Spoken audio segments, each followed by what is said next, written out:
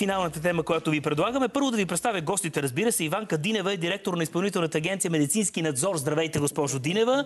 Стефан Иванов го познавате най-вече публично като мореплавателя, който прекоси и Атлантически и Северния ледовит океан заедно със своя син. Репортажите бяха прекрасни, усилите са ви страхотни, така че всички ви познават като мореплавател и като пътешественик, но сте си финансист по професия, нали? Предприемач. Това се занимавате. Точно така. Занимавам се с банково дело, това е моето хоби. Да. Здравейте, господин Иванов. И ето веднага отговора, това, което ви свързва. И двамата, както виждам, сте облечени с посланието на вашата кауза "Да за живот". И това е една кауза в подкрепа на донорството. Понеже сме декември, каква е равносметката за отминаващата 24-та година по отношение на донорските ситуации у нас? Равносметката ни е доста дълга, радвам се за което. Към момента шанс за живот получиха 34 българи и 9 чужденци. Имаме разрешение от министъра на здравеопазването доктор Кондева след наш доклад да предприемем действия по проучване пазарно за закупуване на така нужния за България апарат за кондициониране на органи. Какво трябва да прави този апарат? Този апарат удължава изхимичния живот на органите и той е крайно необходим, когато чужда държава ни предложи орган. Такова нещо не е имала България. Това е една от равносметките от тази година. Успяхме да получим съгласието, да търсим и да закупим. Моля да сравните, казахте колко донорски ситуации? 34. 34 спасени шанса за спасяване на живота. Сравнете го с други години. Това ръст ли е? Как е? Добре ли е? Доволни ли сте? Разбира се, че никога не можем да бъдем доволни. Темата с органното донорство е много тежка и сложна тема. Тя е свързана както с спасяването на живот, така и с загубата на друг живот. Затова и колкото повече съмишленици сме хора, които не са пряко засегнати от темата, ние ще бъдем по-успешни и ще може да я популяризираме, защото трябва да докоснем сърцата на хората. Правите го наистина с усилия и с ежедневна работа, госпожо Динева, привличайки нещо важно, хората, които са на страната на тази кауза. Ето Стефан, неговия син. Къде е, впрочем, той сега? Не е в България, затова не е при нас. Трети курс в Америка. В Америка учи. Добре, значи ще ни гледа дистанционно от Америка, да го поздравите и него.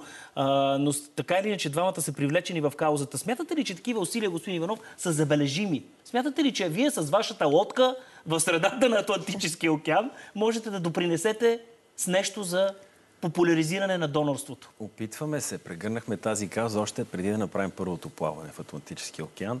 Въпреки че не познахме никой, който има нужда от трансплантация, когато научихме за тази кампания на Министерството на здравеопазването "Да за живот", решихме, че това е една чудотворна кампания, защото тя помага на тези хора, които имат нужда от орган, по-голям шанс да получат той да се намери, когато повече хора чуят за тази кауза, когато повече хора се замислят дали биха били донори, когато повече хора се замислят дали биха направили нещо в тази връзка, защото ако те са от другата страна, няма изход за тях, освен ако не се намери донор. Човек често се поставя в обувките на донора. Но представете си, че днес получите обаждане от вашият лекар, който ви каже, че имате нужда от бъбрек или сърце. На всеки може да се случи, млад, възрастен, дори да не сте имали никакви симптоми. Така че ние с Макс, и не само с Макс, все повече застъпници, все повече доброволци. Надявам се, стане епидемия от застъпници. Решихме да популяризираме тази кауза и винаги говорим за нея, винаги подканваме хората, с които се срещаме, а и зрителите. Сега този героизъм, понеже гледаме кадри с вашия син, как плавате наистина в бурни води, този героизъм дава ли ефекта? Световни медии, български здравни организации, пациентски организации, какво казват, как реагират, как го оценяват, господин Иванов? Хората ни казваха, че е невъзможно. Това, което сме тръгнали да правим, е невъзможно, дори е самоубийствено. Едва ли не тръгнали сме на заколение. И ние решихме, че от това наше приключение, вместо да обръщаме внимание към себе си, по-добре да обръщаме внимание към една такава хубава кауза. Тя е трудна, борбата е трудна. Няма да се разрешат работите с една година работа или само с една машина. Просто повече хора трябва да вземат решение да бъдат донори и болниците трябва да се организират още малко по-добре, за да се възползваме от тези ситуации. Госпожо Динева, трябва ли специална регулация, трябва ли ново законодателство, трябва ли да се приемат някакви нови правила за донорството в България? Към момента нашето законодателство е същото, каквото е в Европейския съюз. Има нови идеи, нови концепции, които изникват в хода на разговорите. Например, закриването на мотосезона. Повдигнаха темата за това да се декларира, освен изричен отказ, да може да се декларира изрично съгласие.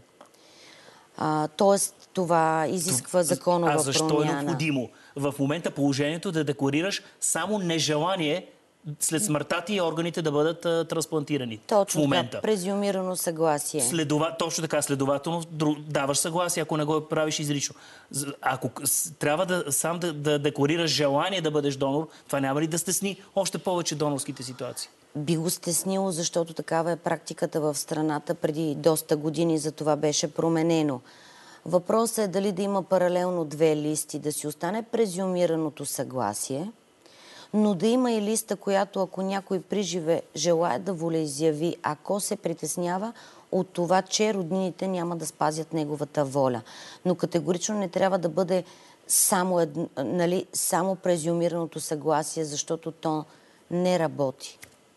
Никой не се сеща да декларира подобно нещо, когато е в разцвета на силите си и когато е обхванат от емоцията на ежедневието. Сега, разбира се, когато се стигне до цялата работа, първо тя е много драматична в живота на всеки един човек. Много е деликатна, много е трудна. Как убеждавате, че органите не само могат, трябва да служат за това да дават живот в бъдещето? Това е най-трудното нещо. Опитваме се точно чрез подобни събития, през хора, които не ги засяга пряко тази тема. Тази година събрахме цяла армия от самишленици. Вече имам заявка от училище столично. Другата седмица ще наемем зала и ще им изнесем лекция за всичките видове донорство, включително и за тези теми от донорството, които създават живот. Каквито конференции правихме напоследък. И тези деца искат да имат своя кауза за коледна благотворителност. И те са се спряли на темата "Да за живот". Така че колкото повече, така ще ги убедиме хората, защото убеждаването идва отвътре. Коя листа на чакащите е най-дълга? За съжаление, ние имаме проблем с трансплантациите на бял дроб. Другата седмица имаме онлайн среща с Виена, планирана, за да можем да се опитаме да ги убедим отново да започнем да си сътрудничим по тази тема. И понеже съм човек, който не обича статистиките, особено когато става въпрос за живот, защото, пак казвам, тежка и щастлива тема е. Ще се опитаме да подсигурим отново място, където може да бъдат извършвани белодробни трансплантации. Господин Иванов, на финала изкарвате ли лодката? Готов ли сте лодката, която вие сами си изгубихте? За къде ще пътува? За къде ще плава? Вече, както споменахте, направихме 2 плавания с нея. Миналата година осъществих едно друго прекосяване на Южния ледовит океан. И време е за 4-ти океан. Така че следващия май планираме да прекосим Индийския океан с 4 гребци от Австралия до Африка. Това ще бъде най-дългото ни плаване за сега. Тоест каузата продължава. В подкрепа на "Да за живот". Благодаря ви и заедно сте с Максим в тази кауза, заедно с медицински надзор. Това е изпълнителната агенция, която има пряко отношение към тази толкова важна тема. Нека така да поставим финала. Иванка Динева, Стефан Иванов бяха в нашото студио.